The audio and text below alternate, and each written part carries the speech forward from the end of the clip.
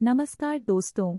आज की इस वीडियो में हम भगवद गीता के अध्याय 11 श्लोक 4 पर चर्चा करेंगे। इस श्लोक में भगवान श्री कृष्ण ने अपने दिव्य रूप का एक अद्भुत वर्णन किया है। अगर आपको ये विषय पसंद आए तो हमारे चैनल को लाइक और सब्सक्राइब करना न भूलें। आइए इस अद्भुत श्लोक की गहराइयों में उतरते हैं। अनेकमुखा भवतो दृश्यमानम सर्वेन्द्रियाना च तु शार्दूलम। आपकी अनेक मुखों वाली दिव्य दृष्टि को देखकर यह सभी इंद्रियां चकित हैं। भगवद गीता के इस श्लोक में अर्जुन भगवान कृष्ण के विराट रूप को देखता है। इस दृश्य में अर्जुन को अनेक मुखों और आंखों वाला भगवान दिखाई देता है जो सभी दिशाओं में फैला हुआ है।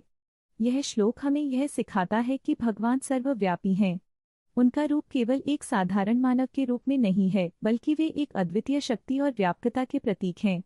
इस श्लोक के माध्यम से हमें यह समझ में आता है कि जब हम भगवान की कृपा प्राप्त करते हैं तब हमारे जीवन की सभी चुनौतियां सरल हो जाती हैं।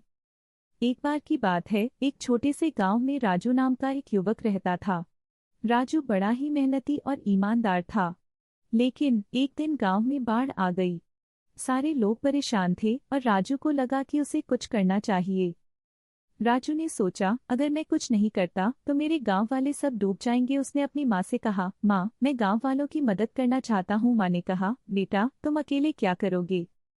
राजू ने कहा, माँ, भगवान श्री कृष्ण ने कहा है कि जब हम सच्ची निष्ठा से किसी कार्य में लगते हैं तो वह हमें शक्ति देते हैं। इसके बाद राजू ने गांव में सभी लोगों को इकट्ठा किया। उसने कहा, दोस्तों, हम सब मिलकर इस बाढ़ का सामना करेंगे। सभी ने उसे देखा और कहा, लेकिन हमारे पास साधन नहीं है।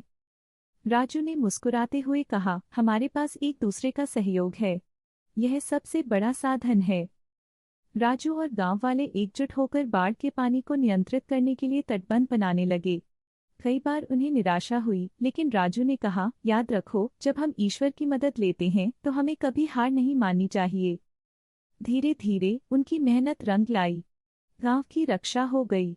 राजू ने सबको कहा, देखो, भगवान की कृपा और एकजुटता से हम किसी भी चुनौती का सामना कर सकते हैं। इस कहानी से हमें यह सीख मिलती है कि जब हम मिलकर काम करते हैं तो कोई भी मुश्किल हमें रोक नहीं सकती। तो दोस्तों, अगर आपको यह कहानी पसंद आई हो तो कृपया लाइक और सब्सक्राइब करें।